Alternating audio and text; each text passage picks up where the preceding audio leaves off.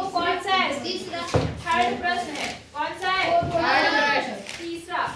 आप देखो बेटा जरा ध्यान से है, इन्होंने कहा प्रयत्न और भूल विधि से निम्नलिखित समीकरण का हल बताइए। देखो आपको ये पता है हल क्या होते हैं, जैसे मानो जिस चर का मान उसमें रखने पर समीकरण का मान 0 आ जाए या बराबर आ जाए तो हम उसको क्या बोलते हैं? हल। उसको क्या बोलते हैं? जैसे आपने दूसरा सवाल किया तो जो उसके ब्रैकेट में वैल्यू दी थी आपने वो रखा, अगर दोनों side left side right side के क्या आ जाए? बराबर। तो आप कहते हैं ये इसका हल है। ऐसे तो किया था आपने? हाँ या ना? सबने किया जी। जो भी ब्रैकेट में चर की वैल्यू दी थी उसे समीकरण में रखते हैं और देखते हैं दोनों साइड बराबर आ रहा है कि नहीं। अगर बराबर आता है तो हम कहते हैं समीकरण का हल है, और नहीं आता तो समीकरण का हल नहीं है। यही करा ना हमने। अब आपको समीकरण का हल खुद निकालना है। अभी तक तो ब्रैकेट में दिया था ना, अब आपको खुद निकालना है, लेकिन कौन सी विधि से निकालना है? प्रयत्न और भूल विधि। कौन सी विधि? प्रयत्न और भूल विधि। अब ये प्रयत्न और भूल विधि क्या होती है कि आपको प्रयत्न करना है, कोशिश करनी है, भूल मतलब गलतियां होंगी। बात समझ आ गई? ऐसा नहीं है कि बार में आंसर आएगा। इसमें आपको करते रहना और आंसर आपको बाद में मिलता है। इसलिए इस विधि का नाम है प्रयत्न और भूल विधि। कौन सी विधि? प्रयत्न और भूल विधि। एक ये लोकेंद्र और एक वो शिवानी। कल जैसे मैंने उन दो को पीटा था आज तुम्हें पीटूंगी, याद रखना अगर ध्यान याद नहीं रहा तो। समझ गए प्रयत्न और भूल विधि क्यों कहते हैं? क्योंकि हमें बार बार कोशिश करनी है, बार बार हमारा रिजल्ट गलत आएगा और करते करते लास्ट में आपको रिजल्ट मिलेगा। ठीक है, अब कैसे करना है ध्यान से समझो। एक सवाल मैं कराऊंगी, बाकी एक खुद करना। कौन सा लूं मैं? पहला लूं दूसरा? दूसरे का पहला ले लिया मैंने। यहाँ पर देखो कितना लिखा है?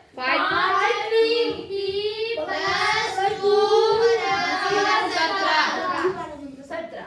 तो बेटा प्रयत्न करना है, तो प्रयत्न कैसे शुरू करना है कि जो इसमें चर है, चर कौन सा है? चर कौन सा है इसमें? दो। ऐसा मारूंगी ना। चर क्या बताया था कल मैंने? जो 7। चर क्या है इसमें? इसमें चर क्या लिखा हुआ है? 5। कितना है? 10। पी क्या होता है? चर क्या बताया था मैंने? चर किससे डिनोट करते हैं? चर को किससे लिखते हैं? अल्फाबेट से। बोला था ना? तो आज कैसे 10 आंसर मिल रहे मुझे? जैसे ही बोलूं चर क्या है तो आपको समझ नहीं आ रहा चर क्या है उसमें? क्या है चर उसमें? अल्फाबेट। तो अल्फाबेट क्या है उसमें? पी। तो जब चर में पूछ रही तो क्या बोलोगे? पी। कौन सा चर है इसमें? पी। आज बताती हूँ, कल भूल जाते हैं। पढ़ाई नहीं करनी तो क्या होगा फिर? अब आप बारी बारी से इस चर की वैल्यू रखेंगे। पहले p बराबर 1 रखेंगे, फिर 2 रखेंगे, फिर 3 रखेंगे, फिर 4 रखेंगे, फिर 5 रखेंगे। ये प्रोसेस कब तक करेंगे? जब तक बराबर 17 है तो यहाँ भी 17 ना मिल जाए। सवाल समझ आया कि नहीं आया? आ गया। तो पहले हम क्या करते हैं? p बराबर 1 यहाँ लिख दो समीकरण। क्या लिख दो? समीकरण में क्या रख रही हूं मैं? समीकरण में इस p बराबर 1 रखने पर, अब 1 रखने पर देखो क्या होगा? 5 अपनी जगह ऐसी रहा और p की जगह पे कितना आ गया? 1 और फिर प्लस का 2 और बराबर कितना है? 17। समझ आया नहीं आया? अब देखो 5 को 1 से गुणा करेंगे कितना आएगा? 5 और प्लस कितना है यहाँ पर? बराबर 17। तो 5 और 2 कितना बन गया? 7। क्या 7 17 के बराबर होता है? नहीं। इसका मतलब ये आपका हल नहीं है। ठीक है, अब हम क्या करेंगे? p बराबर कितना रखेंगे? 2। आप ये पूरी लाइन लिखना समीकरण में p बराबर 2 रखने पर। अब हम p की जगह 2 रखेंगे तो यहाँ 5 आ गया और p की जगह कितना आ गया? 2 प्लस कितना आ गया? 2। अब देखो जरा 5 दूनी 10 और 2 12। क्या 12 17 के बराबर है? नहीं। ये भी नहीं है, तो ये भी समीकरण का हल नहीं है। मतलब p बराबर 2 भी समीकरण का हल नहीं है। फिर हम क्या करेंगे? p बराबर क्या रखेंगे? 3 लिख लेना। ठीक है, तो 5 गुणा 3 प्लस 2 बराबर 17। अब 5 दिया 15 और 2 17। क्या आया? 17। 17 आ गया। आपने p बराबर 3 क्या है वो अरे गधो समीकरण अतः बस मुंह चलाना है। p बराबर 3 जो है वो समीकरण का हल है, समीकरण का हल है। नहीं आई बात समझ में? कब करना है वो जब दोनों तरफ क्या हो जाए बराबर। नहीं आई बात समझ? आई जी। एक सवाल बताए खुद करोगे जी? करो उतार लो फिर आगे बताती हूँ। 4 आप 4 ध्यान से समझना, कुछ भी नहीं होता इसमें, ध्यान से समझना ठीक है। देखो निम्नलिखित कथनों के लिए समीकरण बनाना है। अभी तक देखो आपने समीकरण बनी बनाई देखी ना जी। जैसे अभी आपने एक सवाल सॉल्व किया तो उसमें 2 जो भी था 5p+2 बराबर 17 था ना, यानी था जी। तो वो समीकरण बनी बनाई है। अब क्या है वो समीकरण एक कथन के रूप में लिखी है। कैसे लिखी है? कथन के रूप में। कथन मतलब समझते हो जैसे हिंदी में नहीं लिखा होता वैसे लिखी और आपको उसको गणितीय रूप में बनाना है। समझ आई बात? तो कुछ चीजों का याद रखो। अगर लिखा है गुना, क्या लिखा है? गुना। गुना का मतलब गुणा, गुना का मतलब गुणा। अधिक मतलब जोड़, अधिक मतलब जोड़। कम मतलब घटाव, ठीक है। भाग का मतलब तो भाग आपको पता ही है, समझ गए जी। एक एक पॉइंट पढ़ोगे आराम से आएगा। जैसे पहला पॉइंट देखो, संख्याओं 4 और x और 4 का योग 9 है। अब बताओ क्या होगा इसका मतलब? किसको किसको जोड़ के 9 आ रहा? सवाल में पढ़ो। x और 4 3 एक कहाँ लिखा हुआ? x और 4 को जो लिखा है वही लिखना है। x और 4 x और 4 x और 4 का योग कितना है? 9। बस ये बन गया कथन। बोलो समझ आया क्या? समझ आ गया जी। तो गणित की भाषा में मतलब हिंदी में लिखा हुआ पूरा आपको उस गणित में बनाना है बस जी। समझ आया नहीं? यार पीछे वालों को वो देखो 2 लड़कियां, उनको कुछ नहीं समझ में आया क्योंकि वो पता नहीं क्या देखी कॉपी में। सोनाक्षी क्या देखी है? हमें थोड़ा ये बहुत ही लापरवाह लड़की, इसके पापा को बुलाना पड़ेगा एक दिन जी, तब पता चलेगा इसको, शिकायत लगाऊंगी। देखिए आगे दिखाऊं मैं आपको जी जी। जैसे मैं और कौन सा सवाल ले लूं? मान लो 5वां ले लेती हूँ, या कौन सा लूं? 5वां। तीसरे का जी है? तीसरा ले लूं जी। अब देखो तीसरा ले लिया मैंने, ध्यान से पढ़ो। देखो a का 10 गुना 70 है। गुना मतलब गुणा जी, गुणा मतलब गुणा। कितना है? 70। तो a का 10 गुना कितना है? 70। तो आप इसको गुणा करके ऐसे लिख सकते हो 10a बराबर 70। इजी है नहीं है जी? आसान है ना जी। अच्छा अब जैसे ये एक चीज और होती है, कभी कभी ऐसा आता है चौथाई। क्या आता है? चौथाई। चौथाई मतलब 1/4। आधा, आधा मतलब जैसे एक का आधा ये हो गया आधा। 1/2 का मतलब क्या होता है? आधा। आधा। चौथाई मतलब 1/4। 1/4 के 4 टुकड़े। चौथाई, हाँ इसे चौथाई बोलते हैं। तिहाई मतलब 3 टुकड़े। हाँ ये हो गया तिहाई। 1 के 3 टुकड़े। तिहाई, ठीक है। तिहाई। और क्या कहता है? 3/4 मतलब 3/4। आई बात समझ में? क्या बोलेंगे? 3/4। बोलो आई बात समझ में जी। तो ऐसे एक शब्द आएंगे तो आप थोड़ा अनुमान लगा लेना जी। जैसे यहाँ देखो 5वां सवाल है, 5वां देख रहे हैं आप लोग जी जी। टी का, किसका? टी का। टी का कितना? 3/4। 3/4 15 है। 3/4 मतलब 15 बराबर 15। अब हमें नंबर को पहले लिखना चाहिए सही क्रम में लिखने के अनुसार। तो 3/4 t बराबर 15 ऐसे जी। लग रहा है इजी जी। और बताओ कौन सा बताओ? 8वां बता दूं जी? बोलो जी। अच्छा 8वां देखो क्या बोल रहा है? यदि आप y के, ध्यान से सुनना, y के कितने गुने में? 6 गुना किसका है? 6 किसका है? 6 गुना। गुना मतलब x का गुना किसका? y का। आप लिखेंगे y का 6 गुना मतलब 6y। ठीक है। अब आगे पढ़ो। y के 6 गुने में से 6 घटाएं आपको 60 प्राप्त होता है। तो आपको क्या प्राप्त होता है? 60 प्राप्त हो। चलो समझ आया नहीं आया? ऐसे लिखना है आपको। जी। हो जाएगा जी। पक्का जी। ये बाकी सवाल कर लोगे जी।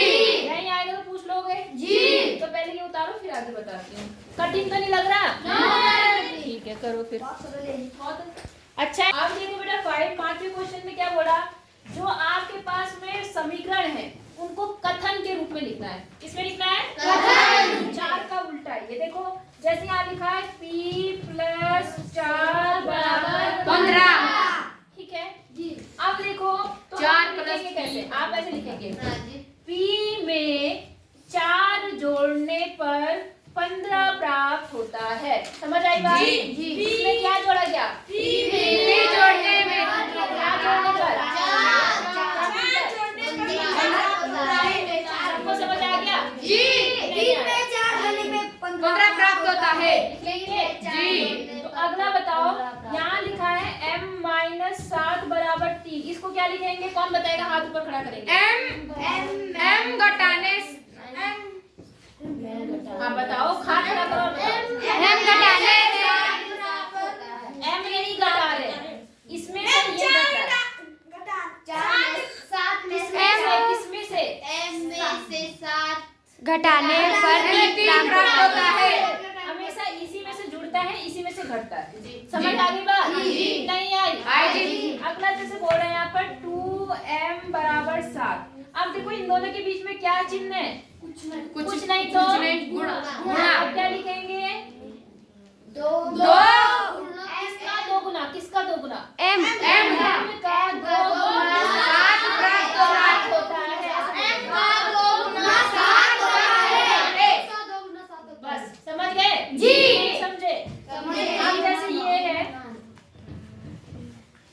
तो इसमें क्या किया गया है? m बटा 5 m में से नहीं बेटा, m में 5 से भाग करने पर 3 m में 5 भाग करने से 5 5 से भाग करने से 3 प्राप्त होता है। जी। नहीं आया? आया जी। अब सपोज मान लो एक और सवाल आ गया, 3m/5 = 6। तो आप क्या बोलेंगे? देखो पहले इसको भूल जाओ, पहले यहाँ बताओ क्या हुआ है। 3 गुणा m के 3 3 गुना गुना में m के 3 गुणे में 5 से भाग करने से 6 प्राप्त होता है। समझ गए ना? जी। m के 3 गुने में 5 से भाग करने से 6 प्राप्त होता है। जी। नहीं लिख पाएंगे? लिख पाएंगे जी। अच्छा एक आधी और ले लेते हैं। जैसे मान लो मैंने ले लिया 4p - 2 = 18। तो बताओ इसका क्या बनेगा? पहले आप इन्हीं को देखोगे, पास वालों को। ठीक है? आप बताओ। p का 4 गुणा p का 4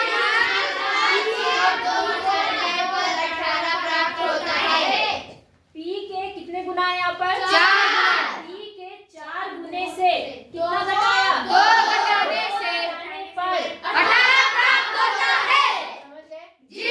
नहीं समझे? समझ गए जी। अब एक और लास्ट, p/2 + 2 = 8। ठीक है? तो सबसे पहले क्या हो रहा है? बोलो। p में 2 से भाग करने पर 8 प्राप्त होता है। p को 2 से भाग कर जोड़ने पर 8 प्राप्त होता है। जो पहले होता है उसे पहले बोलना है। जी। पहले आप 2 से भाग कर रहे हो ना p को, फिर जोड़ना। p में 2 से भाग करके 2 जोड़ने पर 8 प्राप्त होता है। मेरी बात सबको आ गई? जी। लिखना आ गया? जी। बस ऐसे लिख देना हिंदी जी। में। जी। कोई दिक्कत? नहीं। पक्का? जी। हो जाएगा? जी। आगे चले? जी। अब मैं आपके पास कर रही हूँ क्वेश्चन नंबर 6। 6। कोई दिक्कत तो नहीं? लिखना आ गया ना आपको? जी। अब अगला देखो क्वेश्चन नंबर 6 का पहला। 6 के पहले में देखो आपको बनानी समीकरण ही है, लेकिन इनकी भाषा थोड़ी सी घुमा फिरा के होती है। जैसे अभी तक तो सीधे बोला, इतने में इतना जोड़ो, इतने में इतना घटाओ, इतना भाग करो, यही बोला ना इन्होंने। जी। अब इसमें थोड़ा अलग बोलता है। देखो कैसा है, इसमें आपको समीकरण बनाना है। क्या करना है? समीकरण। सवाल ध्यान से समझो। इरफान क्या बोलता है इरफान कि उसके पास, परमीत के पास। अब जरा दो लड़के खड़े हो जाओ, दो बोले, चलो ये दोनों खड़े हो गए, ठीक है, खड़े हो, तुम भी खड़े हो जाओ, तुम बैठ जाओ, तुम भी बैठ जाओ, पीछे वाले अगलों की बारी आएगी। तुम्हारा नाम है इरफान, तुम्हारा नाम क्या है? इरफान। तुम्हारा नाम क्या है? परमीत। अब इरफान कह रहा है कि उसके पास, परमीत के पास जितने कंचे हैं, परमीत के पास जितने कंचे हैं उनके 5 गुने से 7 अधिक है। कितने अधिक है तुम्हारे पास? 7 अधिक। पूरा पॉइंट बोलो। 5 गुने से 7 अधिक है। समझ आई बात? जी। तो मान लो आपके पास, इसके पास, इरफान के पास, मान लो इन्होंने बोला हम तो वैसे कोई भी चर ले सकते हैं, x ले लो, y ले लो, p ले लो, कुछ भी ले लो। इन्होंने M ले रखा है। क्या माना इन्होंने? M। अब ध्यान से सुनना, ये है इरफान, ये कौन है? इरफान। इरफान ध्यान से सुनेंगे। और ये है परमीत। कंचे किसके पास जाना ज्यादा है? इरफान के पास। तो परमीत के कंचों को हम मान लेते हैं कि m है। कितने हैं? m है। अब परमीत के पास जो कंचे हैं उसका कितना इरफान के पास है वो बताओ। 37। ध्यान से सुनो, आप पढ़ो, पहले सवाल पढ़ो। 37 बार की बात है। कितने गुने कितना अधिक, वो वाला पढ़ो। 5 गुने से 7 अधिक कंचे हैं। अब बताओ 5 गुने से 7 अधिक मतलब कितने बनेंगे यहाँ पर? 37। अरे वो छोड़ो, अभी 5 गुने जो परमीत के पास कंचे वो कितने? m है। परमीत के पास कितने हैं? m। तो 5 गुना मतलब 5m। और कितना अधिक है? +7। मतलब अगर परमीत के पास m कंचे हैं तो इस इरफान के पास कितने? 5m + 7। नहीं आई। अब अगला पॉइंट पढ़ो, इरफान के पास कितने कंचे हैं? 37। समीकरण के अनुसार इतने हैं, और वैसे उसके पास गणितीय भाषा में टोटल कितने कंचे हैं? 37। ये जो चीज है वो किसके बराबर है? m 37 के बराबर। किसके बराबर है? 37। समझे? जी, समझ गए। कितने बच्चे मेरी बात समझे? सब समझ गए? जी। पक्का? जी। तो बस आपको इसकी क्या बनानी है? समीकरण बनानी है। अभी हल करना तो बताया नहीं है, जिसको हल हम नहीं करेंगे। आई बात समझ में? तो करेंगे कैसे? आप लिखेंगे, क्या लिखेंगे कि माना इरफान, सॉरी परमीत के पास, जिसके पास कम होते हैं ना उसके मानते हैं हम लोग हमेशा, ठीक है? जिसके पास कम होंगे या जिसका पूछेगा। माना परमीत के पास, किसके पास? परमीत के पास कितने कंचे हैं? कितने मान रहे हैं हम लोग? 37 37 का M जी कंचे हैं। m कंचे हैं। कंचे। आई बात समझ में? जी। तब परमीत के पास, सॉरी इरफान के इरफान के पास इरफान के पास 37 कंचे। कंचे 37 क्यों आ जाते हो बेटा? अभी पहले गणितीय में बीच कंचे। में उसमें लिखना है। तो कितना बताया इरफान में कितने, परमीत से कितने ज्यादा है? 3। हाँ, ध्यान से सवाल पढ़ो, ध्यान सवाल पढ़ो। वहाँ पे कितना लिखा हुआ? परमीत के कंचे से कितने ज्यादा है इरफान के पास? 7 कितने गुने? 7 अधिक 5 गुने। वहाँ ध्यान से लाइन पढ़ो, आप समझते ही नहीं हो। क्या लिखा है देखो, उसके 5 उसके मतलब किसके? परमीत के 5 गुने से कितने अधिक है? 7। तो कितने कंचे हैं किसके पास? इरफान के पास। तब यहाँ पे लिखना, जो इक्वेशन बनी वो क्या बनी? 5m + 7 जो हमने बनाए इरफान के कंचे, वो किसके बराबर है? 37 के बराबर। नहीं आई बात समझ? आई। कितनों को आई? आ गई? जी। पक्का? तो इनकी भाषा में ध्यान देना पड़ता है हमें। नहीं आई बात समझ? आ गई जी। अब जैसे एक और सवाल करते हैं, यहीं पे कर लेती हूँ मैं। अगला वाला सवाल 7वां, इसका दूसरा, ये पहला था ना 6 का जी। ये दूसरा ले लेती हूँ मैं। देखो इसमें क्या बोला, बैठ जाओ, के पापा के ध्यान से समझते नहीं तो लोग। लक्ष्मी के पिता की आयु कितनी है? 49। ठीक है, मान लो तुम लक्ष्मी हो सब लोग, ठीक है? और तुम्हारे पापा की उम्र कितनी है? 49। कितनी है? 49। ठीक है। उनकी आयु, अब देखो लक्ष्मी से तुलना हो रही है। किससे तुलना हो रही है? लक्ष्मी से। जैसे यहाँ इरफान से, परमीत से इरफान की तुलना हुई, वैसे ही अब पापा की आयु, पापा से किसकी तुलना हो रही है? लक्ष्मी से तुलना हो रही है, ठीक है? अब देखो उनकी आयु, लड़की की आयु, लड़की मतलब लक्ष्मी की आयु के 3 गुने से 4 वर्ष अधिक है।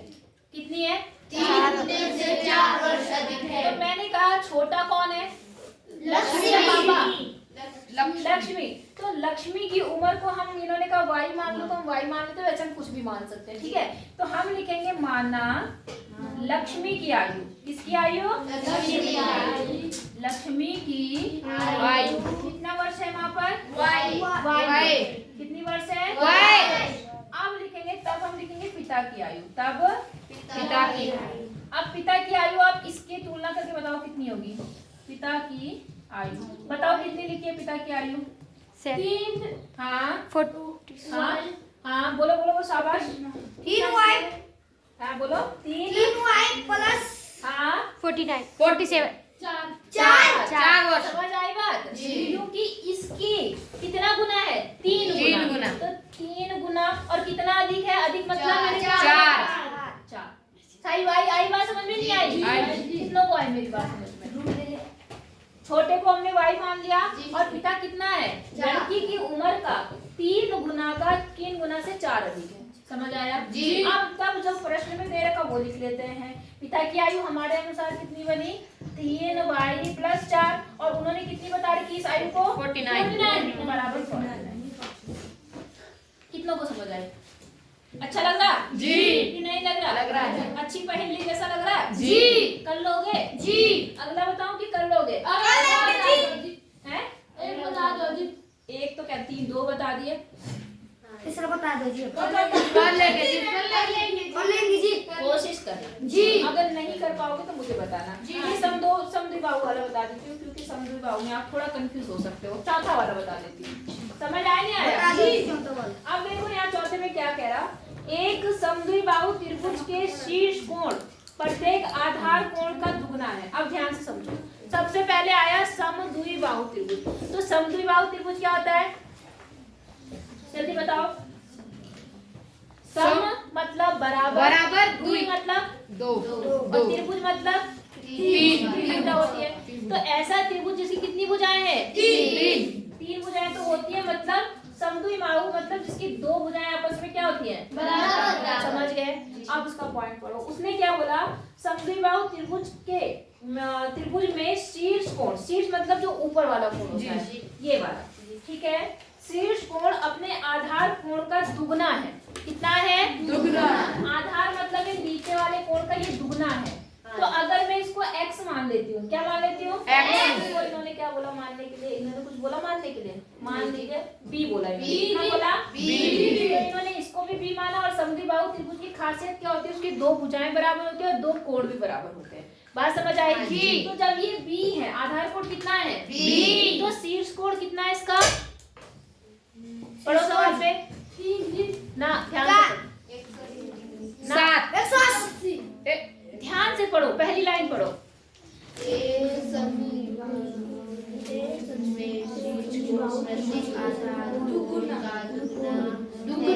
हाँ कितना है? दुगना। अगर ये b है तो दुगना मतलब ये क्या बन जाएगा? 2b बनेगा, नहीं बनेगा? समझ आया आपको? अच्छा, अब क्या बोल रहा है यहाँ पर? बस बाकी तो आपको समीकरण बनाना है। तो समीकरण बनाने के लिए बेटा आपको ये पता होना चाहिए त्रिभुज के तीनों कोणों का जोड़ कितना होता है? कितना होता है? 180। आप इन तीनों कोणों को जोड़ दो, ठीक है। तीनों कोणों को जोड़ दो तो देखो b प्लस 2b बराबर कितना बनेगा?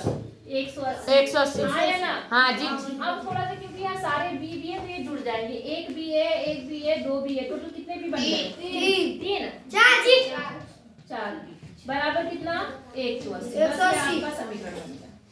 सवाल समझ आया नहीं आया? आगे जी। आ गया? जी। पक्का? जी। एक सवाल बचा है, वो खुद करके मुझे बना लोगे ना? जी।